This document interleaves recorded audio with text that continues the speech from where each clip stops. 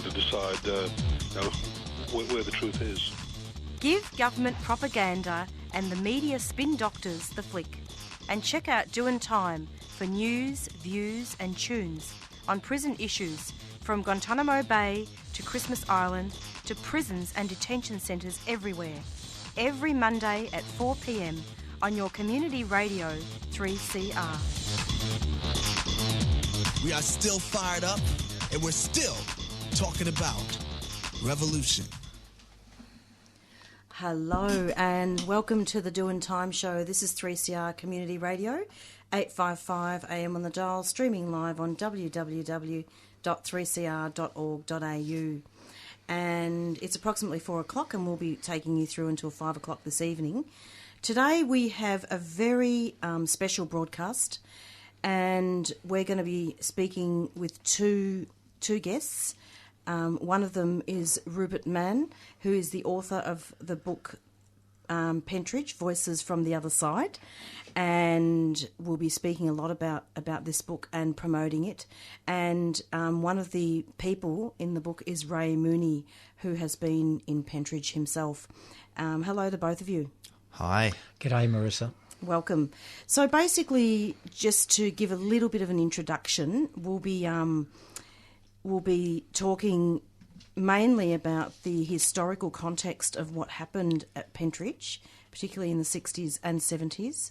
And we'll talk about some of the, most of the people in the book that have been in prison. And Rupert has done a fantastic job of really bringing out the voices of the prisoners, and I was saying that to you, Rupert, on the phone today.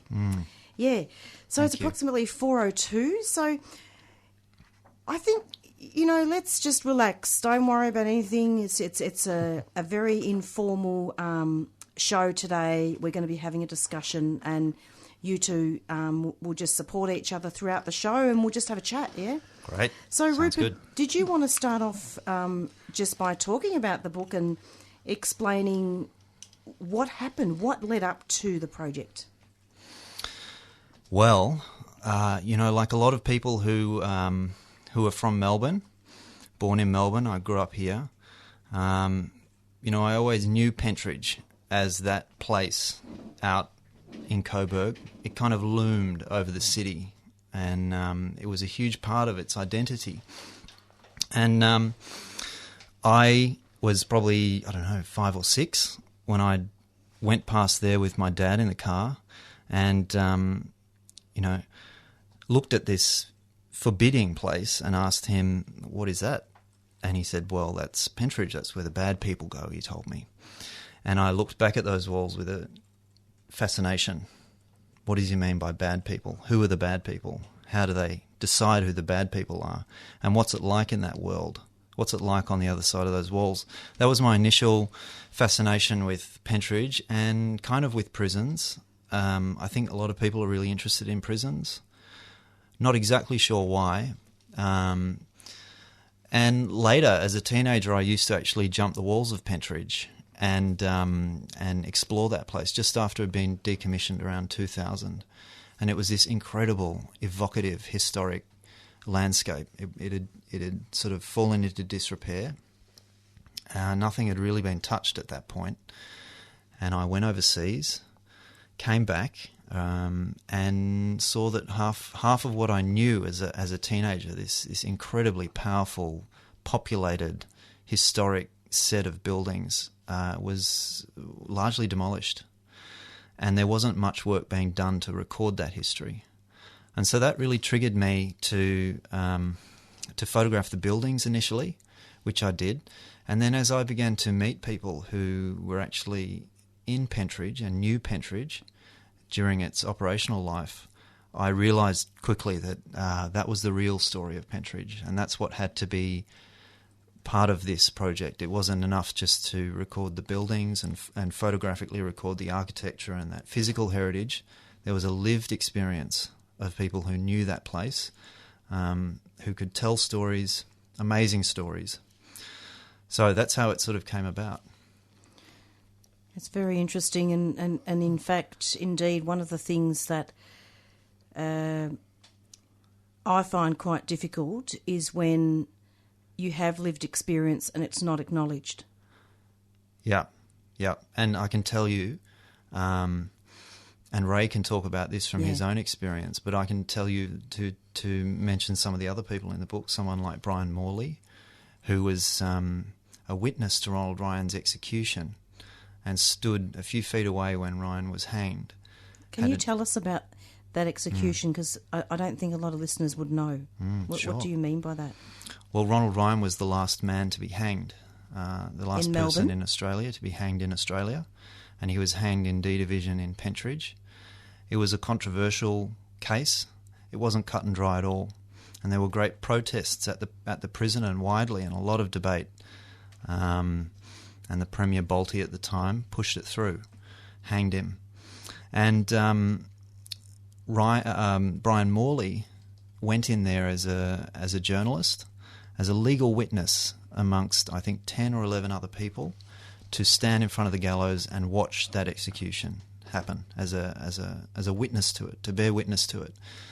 And Brian went in there and he stood there, and it was kind of too late for him by the time he realised that what he was about to witness, what he was about to see happen, and it was too late to pull out. And so, he saw a man hanged a few feet in front of him. And when I first interviewed him, he refused to go back into Pentridge. He wouldn't be part of it. He was happy to tell me the story. Brian Morley, yep. But he didn't want to go back into Pentridge. And it was, as you say, it was the realisation on his part that the people who owned the division at the time were hiring it out for as a party venue, basically. And he'd seen photographs of people draping themselves over the gallows with champagne and all the rest of it. And I think he was pissed off, really, like a lot of the other people were in this book, that their personal history and their personal heritage and their lived experience was actually being swept under the carpet by the development process. So yes, I think it was a really important part of the book. It'll be interesting to see if we have any listeners amongst the developers today, or whether there'll be any embarrassment. Well, they should be a little embarrassed, I think. Yeah, I think so, because the history does need to be acknowledged, and I was reading that you actually weren't allowed, were you, to go? No, the developers who owned it at the time, not the current developers. It's been sold many times over the years. But yeah, the developers who owned it at the time, company have since gone bankrupt. This was sort of the height of the financial crisis, and I wrote to them and requested, I did all I could to get their permission and wanted their support to do the book, and they repeatedly denied that support and wouldn't let me into the prison. But at the same time, they didn't secure the prison, so it was pretty easy to get in there and walk around and take photos, and many times there were people who would let me in, workmen, tradesmen who were there would let me in, take a few shots. So over the years, we sort of amassed this collection of photographs and these visits with former prisoners and former staff. That's great. And so just to conclude that topic then, so on the 3rd of February 1967, so Brian stood before the gallows when the guy was guided out. And who was that? That was Ronald Ryan. Ronald Ryan was guided to the gallows. That's right. Yep. And you describe it quite. Ray, feel free to jump in too if you want to. Thanks, did you want to make any comments? Look, at this stage, it's so interesting listening to Rupert that I'm just fascinated listening to him. Yeah, I have read that chapter, and it's one of the best chapters in the book. In fact, the book's worth buying if only to read that chapter. It's absolutely sensational. I mean, I won't read it all because otherwise it wouldn't be a surprise. But no one would buy it, They wouldn't need to. But I will say, and am I able to just not paraphrase, but just summarise some of this, because it is really interesting. Like, please do. Yeah. The way that it's described in Brian's chapter about Ryan being guided out of the condemned cell to what's known as a trap, and how a hood was lowered over the face, and then the hangman threw open the trap, and then you've got the iron doors crashing back, and then that's it, and then he goes towards the gallows, right? Yeah, and it's really, one of the things that stuck with me when I interviewed Brian was, he could hardly recount a few words of that story without breaking down. And this is a pretty tough-looking journalist, and I was so impressed by that. I was impressed by his honesty and his integrity as a man to be able to show that emotion about that issue. And I was also impressed that he'd been in there for only 3 hours, and that's the impact Pentridge had on him. How long was he in for? 3. He was literally there for 3 hours. Yep. He came in, he witnessed the execution, and he left, did his reporting. But one of the things he mentions, I mean, it's in the transcript of the interview, I note where he breaks down, and it's very interesting to map where he breaks down, and it's often those little moments. And one of them was when he said he was he walked into a gymnasium a few months after the execution, and he heard the twisting of a rope. That sort of creaking of a rope is hanging, and it he sort of sent a chill down his spine, and he had to leave. He couldn't experience that, and it was just that sound of the creaking of a rope that has stuck with him for the rest of his life. And another one he mentioned is when, and Ray may remember this. Apparently, they used carbolic acid to clean Pentridge a lot in those days, and they'd cleaned D Division, the wing, and it smelt of carbolic acid. And when he smells that today, he still gets chills, and he can't. He's got to leave where he is, or a huge emotional response. And that's a guy who only spent 3 hours in Pentridge. Now, for people who worked there and were imprisoned there for decades, the impact of that place, the collected ability of that place to impact and destroy people's lives through the experiences there, through its sort of the architecture, through the institutionalised behaviour of the people who ran it and the other prisoners towards each other in some cases. It's a place that's had an enormous impact on so many people's lives, and I'd say tens of thousands of them, if not more, are still alive today. Oh, definitely, Rupert. Interestingly, I went into prison the year after, in 1968, and it was an incredible time because there was that dichotomy of power within the prison that suddenly the prison officers knew they had an amazing power. Here was a person who had just been executed because they had killed a prison officer. That gave them an incredible power. So it was a very hard time to be there in the aftermath of that hanging.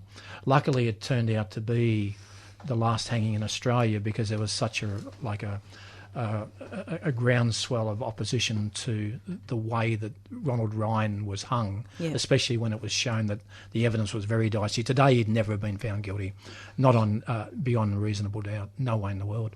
But they were quite intent on hanging him at that stage. So, so I was there in the 60s. And you mentioned that carbolic acid. That's interesting. That was the same stuff. It was called phenol in our day. We just called it phenol. That was put into what was called the shit buckets, and a lot of the cells were unsewered.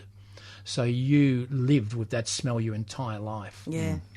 So it's like a flashback.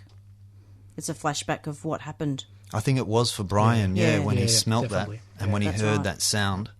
I think it was. And he was, without going into specifics, so he was convicted of a crime? Ronald Ryan? Brian.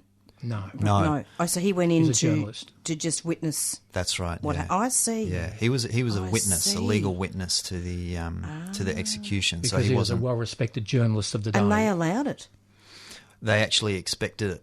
Wow. So there were 11 people who witnessed the execution, and they arrived. I think 3 or 4 other journalists at least. I think Tom Pryor was one of them. Tom Pryor, who is a well-known journalist in Melbourne. And it was, like you see in the movies when people go and witness an execution, lethal injection execution, something like that. In this case, it was a hanging. There was no separation between them. There was a sheet that was draped in front of the gallows, so they couldn't see Ryan as he was dying on the end of the rope. Of course. But it was a few feet away, and I think there were 11 people at that execution. And as Brian said, it affected everyone. It affected all of them quite deeply. They invited the journalists in because they expected them to be advocates for the system, to show how effectively it was done and how humanely it was done. And of course, it worked exactly the opposite. Absolutely. No, it's a very important thing, isn't it? It was a turning point, wasn't it, when hangings were banned? And it wasn't till much later actually that they finally got. I think it was 74 or 75 that it was actually taken off the books, off the statutes. But that was the last one, and you know, even that was a push for Balti. There was a lot of opposition. It was a political push. Absolutely, and Brian campaigns quite a lot for capital punishment, but against it. Against capital punishment. Yeah. Sometimes words are just so inadequate, aren't they? They're so inadequate. Isn't it true though? Like you write a book and then you think. Do you ever think when you got to the end of the book, Rupert? Did you ever think to yourself, you described it, but words just can't describe it? Absolutely. Yeah. Absolutely. It's I look at this book and I think it's for all, it's a wonderful collection of stories, and that's the strength of it, is the stories of the people who are in it. But absolutely, firstly, it cannot at all represent the lived experience of the people who were there at all. It can give some insight, but also it can't. My experience is that I revisited this place with these people, and that was a great privilege for me. And it was often a very powerful experience. I think of Noel Tovey, yes. Amazing man, amazing man. He's in the book too? He is, yes. Noel Tovey's in the book. One of Australia's foremost Indigenous artists. Went overseas to work for many years, but had an incredibly difficult upbringing, and he was raped by a prison guard in his cell soon after he arrived, and tried to commit suicide soon after. And the way he describes it is he was stopped by the voices of his ancestors, oh yes, and he was told that he would find a better life. And so he didn't do it. And actually the moment that we walked into that cell was the first time he'd been back in that cell, having lived the life he was promised by his ancestors. It's very powerful. And it was an extremely powerful moment. It was an honour to be there, and see that. He was going back to that place where he'd almost committed suicide, and he'd sort of teetered right on the edge. And it's a testament to the strength of his character, to the resilience of his spirit, that he did find that life, and he continues to be an inspirational voice for many people, Indigenous and non-Indigenous, in this country. And Marissa, if I can just go back on a point that you made, that words can't describe it. The good thing about this book is that it's a dual book. It's not just a collection of people's voices, it's also a photographic book, because Rupert's a very professional photographer. And part of the deal was that he took us all back inside and photographed us in various situations. So what the book is, it's a unique collection photographically of something that we've lost. And while that's, I'm just so disappointed that it has been lost, our heritage has been lost, while that's a terrible situation, it actually makes this book all the more important, because this book will survive for hundreds and hundreds of years. It's a beautifully bound, as you've seen, as you can tell, it's a beautiful book. But the photography in there is just outstanding, exceptional. And I do know that I think you're having a photographic exhibition along with the launch of the book, that the public will get the chance to go along and see the exhibition of your photographs. But this book, you wouldn't just purchase this book for the stories that are in there. No. You would purchase it for the photographs. The photographs are unique. They're going to stand forever. Absolutely. And what are the details of that Thank you, exhibition? Ray. That's very kind of you to say It's that. lovely. Well, it's about supporting each other. Oh, yeah. No, I've seen, over the years, I've been lucky enough to be involved. My other job is I've taught my whole life people how to write and to do books. This is one of the best books I've ever seen, ever. It is worth buying, if only for the introduction that Rupert has written. It is the best expose essay I've ever read about prisons, and I'm lucky enough to have read nearly everything that's been written in Australia on the prison system. It is outstanding. It's head and shoulders above everything that's been written, and that puts into the shadows some quite brilliant books that have been recently released. You know, John Killick's book, Gambling for Love, is one of the best non-fiction books you'll ever read about Pentridge. Don Osmond's book on Pentridge, I just forget Pentridge, and I forget the rest of the subtitle. He was a teacher when I was in there, and he recently put out a book on Pentridge. Fantastic. Bree Carlton, who you might have interviewed at some stage. Oh, yes, I have. Well, She's done some extensive research, hasn't she? Oh, and also wrote that book in Imprisonment Resistance, one of the best exposés ever on Pentridge. About JICA particularly. On JICA. Yeah. Well, Rupert's introduction, and it's a long introduction, is the best thing I've ever read on prisons ever. That's fantastic. Wow. No, and look, means this a is lot to me to hear that. No, thank you. And that's true. This is someone from who coming from Ray, where you're in the book. But before we get on to that, let's tell the listeners about the exhibition, where it's going to be. Yeah, sure. Well, it's on at Schoolhouse Studios, down in 81 Rupert Street in Collingwood. And it's open daily from 1st till 7th of December. Fantastic. Yep. That's great. And thank you, Ray, for talking about the photographic stuff, because that's really important, isn't it? Look, I think so, because it's so easy to take a camera and to record what it is you want to leave for posterity. But we're talking about an institution that the heritage of it has been waylaid. It's been developed. We're never going to be able to see it. It's not like going to the old Melbourne jail, where it's basically in situ. This is a whole different system that has been completely developed.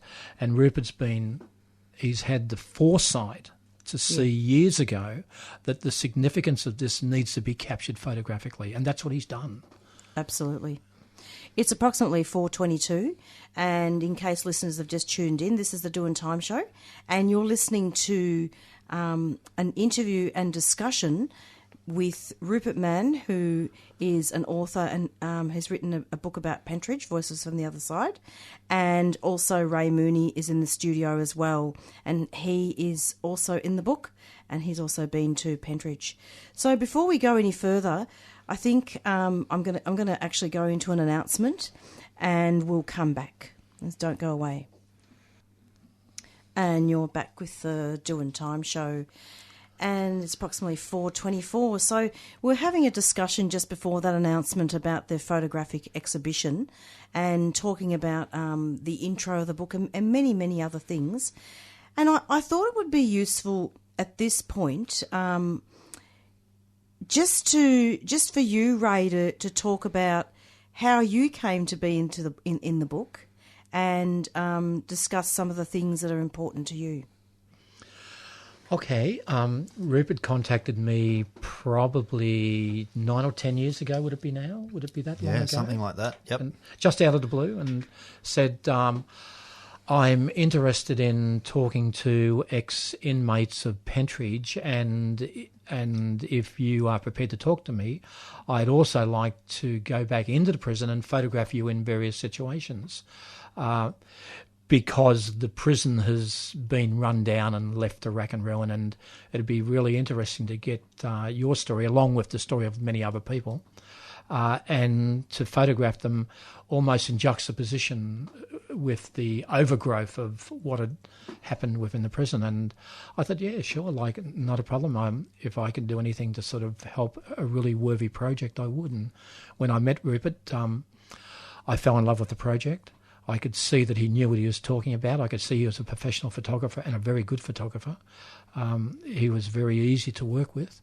And it was a very good project. I liked the idea of the project. And because he was very keen on capturing how H Division, which was the maximum punishment division within Pentridge, he was very keen on capturing how that was left to ruin. And he knew that I had done quite a lot of writing about H Division, because when I was inside Pentridge for 7.5 years, I spent 4.5 months in Pentridge in 1973, and it was a very brutal place. In H Division? Yes. in H Division in 1973, and it was a very brutal place to be. It's not a cliche to say the only thing they should do was survive, but it was something that I wanted the world to find out about, and I made it my task to, while I was in there, to collect as many stories as I possibly could about people who had been in H Division, and that in many ways reflected exactly what Rupert was now doing many, many years later. So in the interim, when I got out, I'd written a play, and that had been made into a film about Pentridge called Every Night, Every Night. Rupert had seen it, knew about it, and as a result of that, that's why he'd contacted me, and I just liked his attitude to what he was trying to do, and the way he was going about doing it. So we clicked, and we've been friends, email friends ever since. Fantastic. And I believe you actually were in that particular... What division was it? H Division. H Division. Yeah. And that was after the Jenkinson inquiry? Yes, well done, Marissa. That's really good, because not a lot of people knew that they had an inquiry, and the inquiry was... What had happened was H Division was the punishment division within Pentridge, set up in 1958. Prior to 1958, there were punishment sections within the prison that were basically open labour yards where people had to break rocks and they were flogged mercifully for whatever small infractions.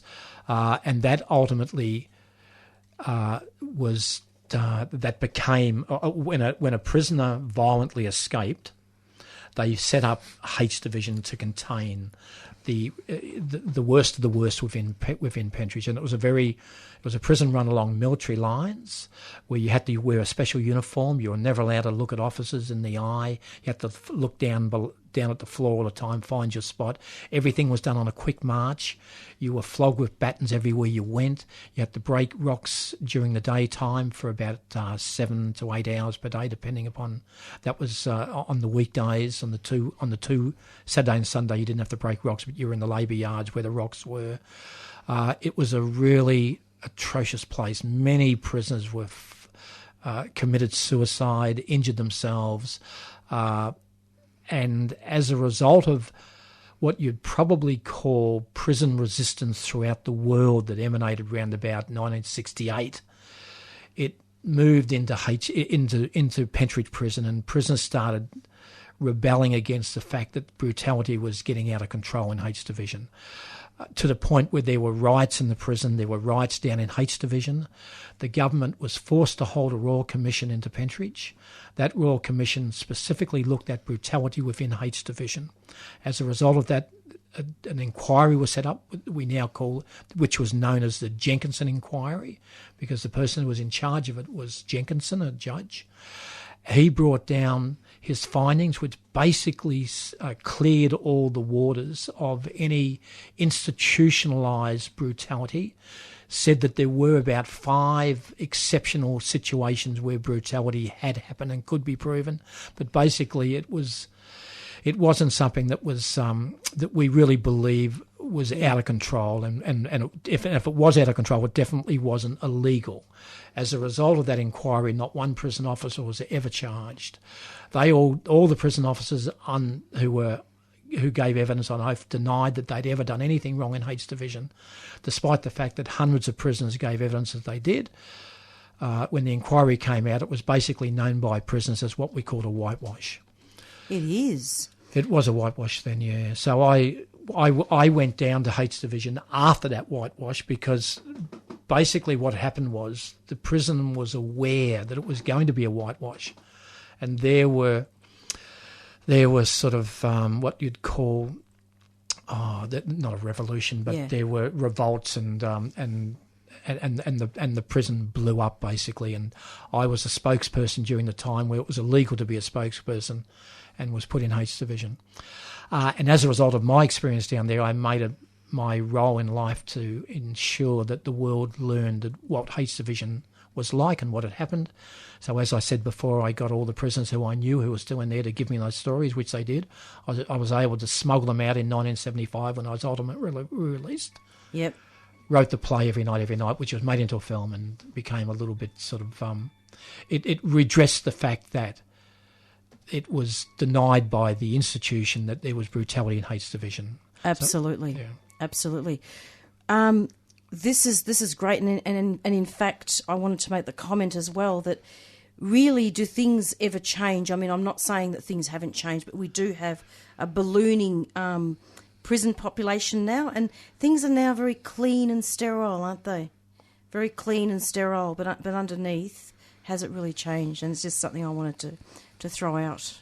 Yeah, as well. Look, it's probably a hard one for me to answer because I haven't been back in the system for a while, but everything I read, in fact, one of the articles in this book, one of the really good articles, is written by Craig Minogue, who is still inside, and he will argue exactly the opposite, that while it is clean and sanitised, it is actually worse than what it used to be. Yeah. Because his art, if you get the chance to read his very educated article... It's in the book. Absolutely. Yep. And he makes the point that the psychological torture is just as bad as the physical torture.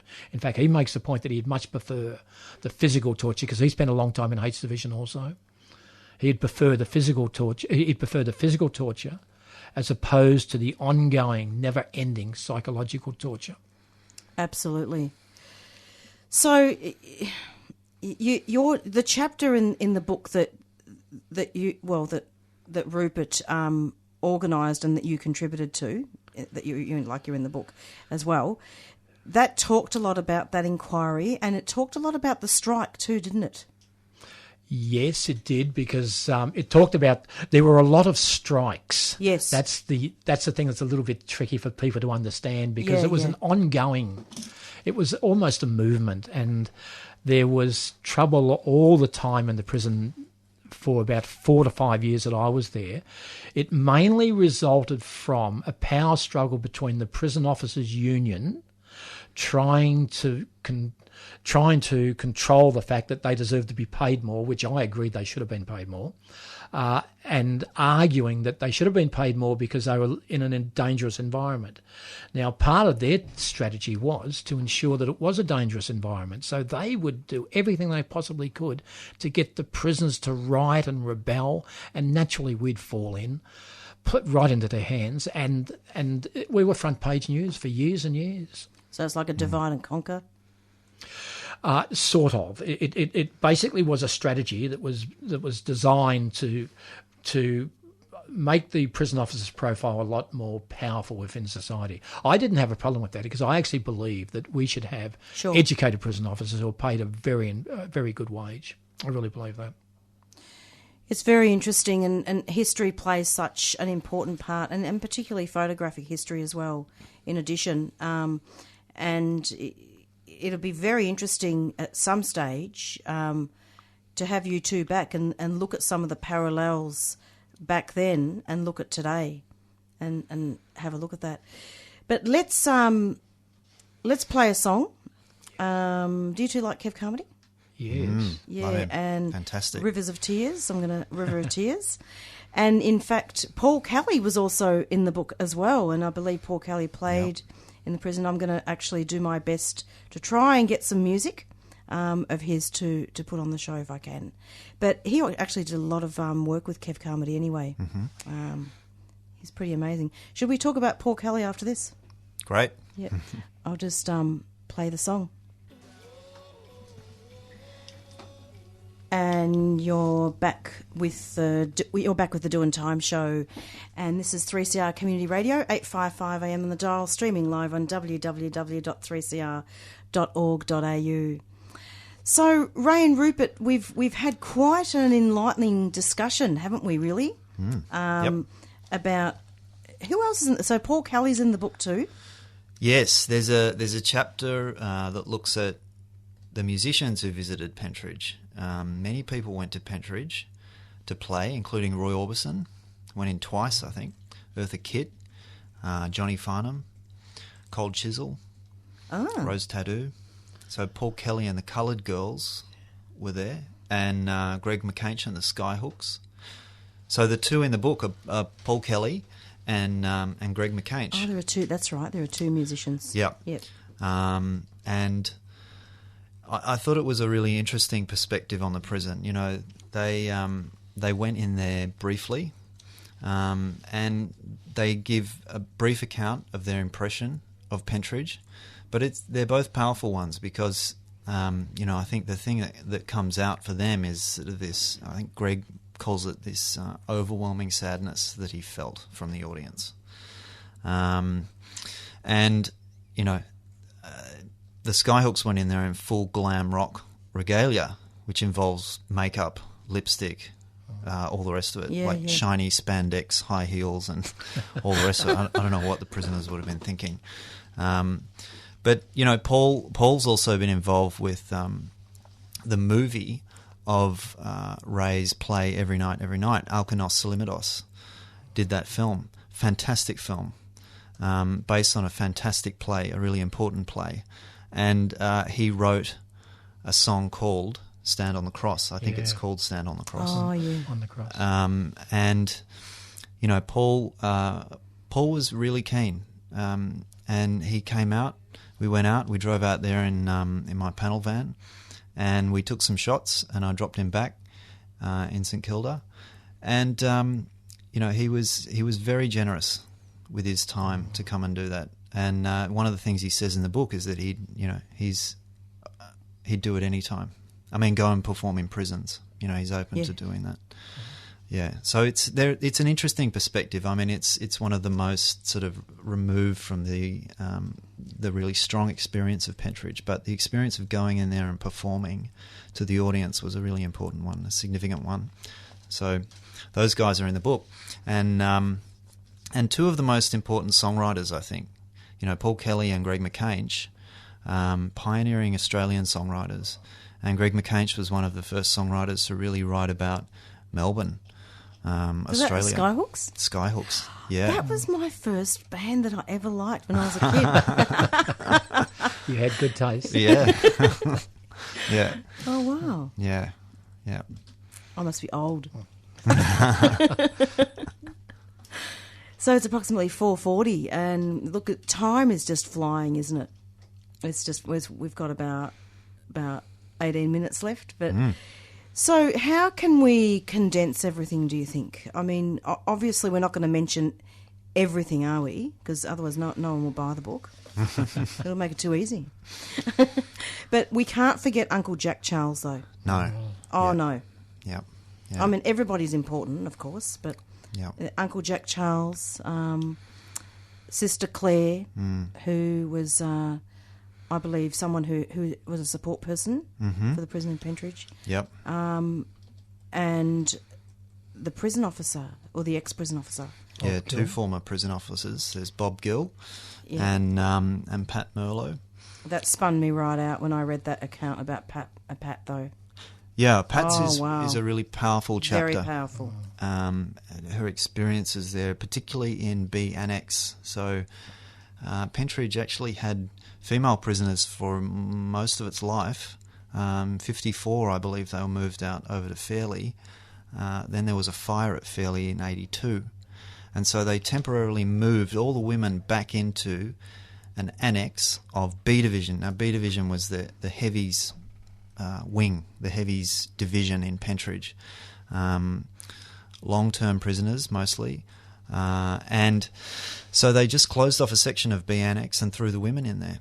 And this is when the first 4 recorded suicides occurred in Victoria's... Female suicides occurred in Victoria's prison history. She witnessed a lot, Pat. She saw a lot, yeah. And there's a harrowing story in there about her having to close the cell door on a woman who was down on her one knee because she'd lost her leg, having attempted suicide by throwing herself under a train after being bashed by her husband.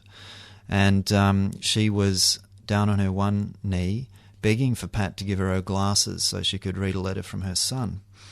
And Pat was told by her supervisor, she can't have the glasses, she's in observation. She was in an observation cell. Lock the door and we've got to lock up. And Pat did all she could to get her supervising officer to allow this woman to read this letter. She couldn't do it, and she said she had to close the gate in this woman's face. She arrived at work the next morning. Oh, my goodness. And she'd committed suicide overnight. The woman had hanged herself in her cell and committed suicide. And that had an enormous impact on Pat. She said to me she's never forgotten that she never got to read that letter. That woman never got to read that letter from her son. And she said, this was someone's mum. This was someone's partner. And some of the other prison officers that morning were joking about, this woman, she's not going to bother us anymore, and they were telling jokes about her when Pat arrived. And Pat was so horrified by that. Absolutely. And she wrote a book, didn't she? She did. Revelations and Observations of a Prison Officer. Yep, a fantastic book. Yeah. And if you can find copies of it, I recommend it to everyone. It's out of print now, but it's a fantastic book, a very honest book. Pat's one of the both Pat and Bob are unusually honest, and I met a lot of former prison officers, and I say that a lot of them still man those towers. Absolutely, they're still defending Pentridge, and they're still defending what went on there, and they're still towing the line. And actually, Pat and Bob were unusual in that they didn't do that. Pat. She says things like, the prisoners were like you and me, except they went the wrong way. She says there were women in there that she knew who were in for things that you and I had done that we hadn't got caught for, little things. And, it's hugely significant voices, because Pentridge was about the prisoner's experience and the prison officer's experience. I mean, they were two different sides of the bars, but they were both... they're both important parts of the story of Pentridge in any prison. Absolutely. Now let's see if we can have some more music here, and this is going to be a guessing game here. Hopefully it's Paul Kelly. You are invited to Sampari exhibition, celebrating West Papuan culture. Sampari, a series of events supporting the West Papuan people's goal for self-determination. Art, discussion, spoken word performance, debate and Melanesian food and culture. Friday, 8th December at 6 p.m. till Sunday, 17th December. ACU Gallery, 26 Brunswick Street, Fitzroy. Go to Sampari Exhibition Facebook or DFAIT West Papua website. Sampari, brought to you by Federal Republic of West Papua Women's Office, a 3CR supporter.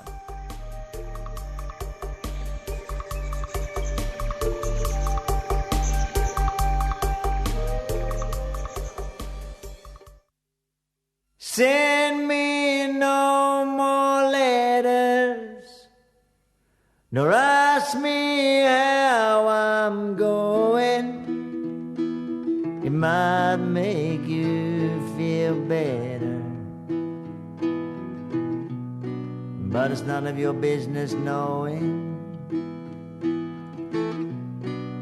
It's none of your business now. You say you regret it and hope we can be friends. You really just don't get it. But none of this business can mend. It's none of your business now.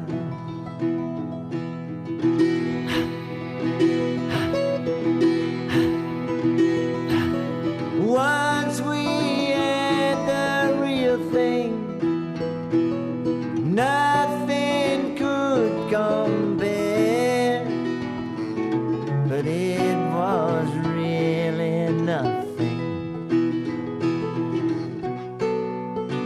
a business, yeah. And none of our business now.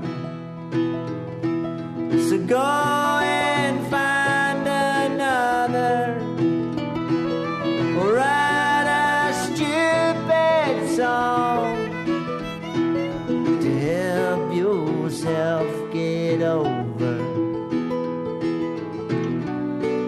You're none of my business so long. You're none of my business now.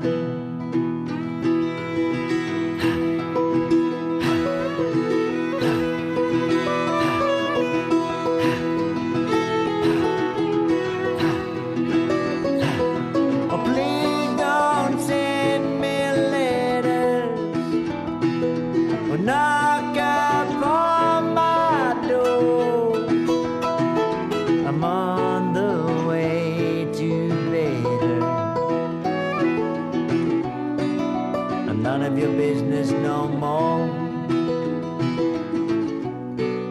I'm none of your business now. I'm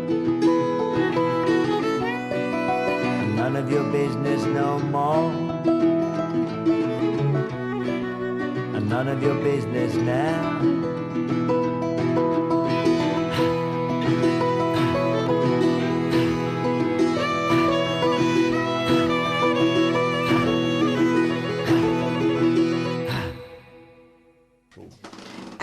You're back with the Doin Time show, and we're speaking with Ray and Rupert.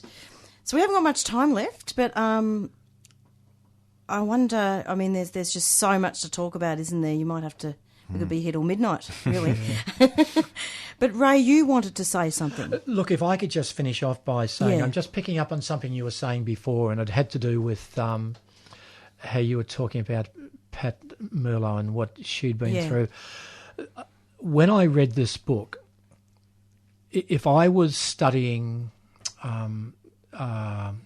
anything to do with the justice system, or if I was a social worker, if I was looking at psychology, this is a terrific book that you would give to anyone who is interested in any of those academic areas, and anyone who's in the legal profession, in the judiciary, especially to do with social working. Anyone in the community's health centres, this is a terrific present to give them, because each of these stories is an actual case study in itself, and it's a type of case study that, like what you were just talking about, what Rupert was saying about Pat, you don't get that. They're the type of stories you never ever hear. No, but they're the important stories that academics need to know, and they need to know exactly what our history really is like. And this book is full of really good examples that would transfer into their learning. Absolutely. And look, that's such a really important point. And it should be actually in the universities as part of the social work degree. You know, you go out there in social work and people don't know. It definitely sit on the criminology book list. Oh, for sure. One of the things that I found really interesting about Pat's account is, and I caught myself doing this when I used to work in juvenile justice in my 20s, and that was that, you know, someone would tell her something, and then she wouldn't believe it, and then she'd have to clarify it with somebody else. So her family got offended. Didn't they, Rupert? Yeah. Yeah, Pat talks about that. Yep. And it's about being not paranoid, but, you know, there's so many lies, so many misconceptions, so many, I suppose, state violence, isn't it? Institutional violence. Absolutely. That's part of the poison of Pentridge. Absolutely. You know, that's what it did to people's lives. The experience of prison, I think, does that. And, Pat, as she says, lost all trust. And I think it took her a long time to regain that for people and recover from Pentridge. And, you know, for people like Jack Charles, you know, it's one of the great indictments is that when Jack Charles in this book talks about how he went into Pentridge, it was just another institution to him. And unfortunately, it's an experience that's all too common with our Indigenous Australians in this country. You know, it's both Noel and Jack appalling experiences and it's just amazing. Testament to the resilience of their character and their spirit that they're doing so well and doing amazing things and contributing so much. It was such an honour and privilege to have them in the book and to have met them and to know them. For sure. So, Rupert and Ray, could you both talk about? I mean, I know not promote. How do I say this? Could you talk about how we can get access to your book, Rupert? And sure. Also, before we finish, I just can't resist. Sorry, Ray. I'd like to for you to talk about the title of your book, just so that people can get access to that as well, if that's okay. Sure. So the book is available in all bookstores at the moment. Pentridge Voices from the Other Side. And you can get more information about the book and the project, and you can also purchase it online at pentridgeprison.org. And there's more photographs and there's a bit more information about each of the people in the book and about why I did the book there. There's a lot more information. There's a lot. Yeah. Yeah. Yeah. And Ray's written a very important book, which he'll tell us about. The book I wrote is called The Ethics of Evil, Stories of H Division. It is only available as an e-book at the moment, and that documents the entire history of H Division. Maybe I would add that another book I wrote that was about Pentridge was called A Green Light, and I recently, that's out of print at the moment, and I recently transferred that into 3 standalone e-books, and the second book, A Green Light, The Kingdom of Men, is basically my experiences in Pentridge. And that's available, again, as an e-book on all good Amazon. Hugely websites. Insightful books. Fantastic, fantastic. And how many people, Rupert, how many people in your book have since passed on? Well,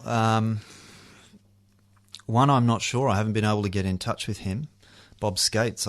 Bob, if you're listening, get in touch with me. I've been sending you emails, trying to get in touch. I hope he's still with us. But Billy Longley passed away.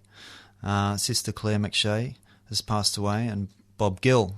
And, you know, particularly Bob and Billy, these were guys from a generation that's almost gone now in Australia, I think. Billy Longley's turn of phrase and his quiet determination. He's a very polite man, but he had a rage in him. There's no doubt about that. And it was a pleasure to go and sit with him and have cups of tea in his terrace in Mooney Ponds. I mean, he spoke about a Melbourne that's long gone, I think. Yeah. I'll tell you something. I used to go to school in Coburg, and I went to I have a vision impairment, and I went to an integrated school. And I'll tell you what was really strange, and most people may laugh at me, but I have to actually say this on air, that on the way to school, like I was driven there from Reservoir, and I always used to feel when we were going past Pentridge. I felt it.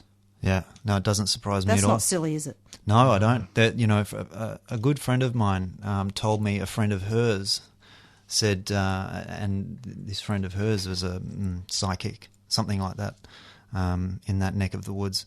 And she said she had a psychic sort of vision of Pentridge, like this giant buried black octopus that just had tentacles spreading out all the way across the country. And that's what it's like. I think it's an enormous presence, and it's impacted so many people's lives. And the intention of the people who built it and ran it impacted so many people's lives it spread everywhere. It's hugely significant place in our social history. Very significant. And Ray and Rupert, I wanted to thank you both for coming onto the show. It's been very, very insightful and very enjoyable. And Thank you for having us. Total pleasure. It's been great. And we're going to podcast this show, so you'll be able to download that for your convenience. And so Beyond Zero is up next. We're going to be going out soon with our theme song, Black Fella, White Fella, from the Rumpy Band. So it's goodbye from Marissa and goodbye from Rupert and Raymond. Goodbye. And Raymond. Yeah, so I'll catch you all every Monday from 4 till 5 p.m. For the Doin Time show, and we're going out now with our song Black Fella White Fella from the Rumpy Band. And yeah, check out the photo exhibition, and also get Rupert's book. Bye. Stay safe and stay strong. Thanks Look so after much. each other. Good on you, Marissa.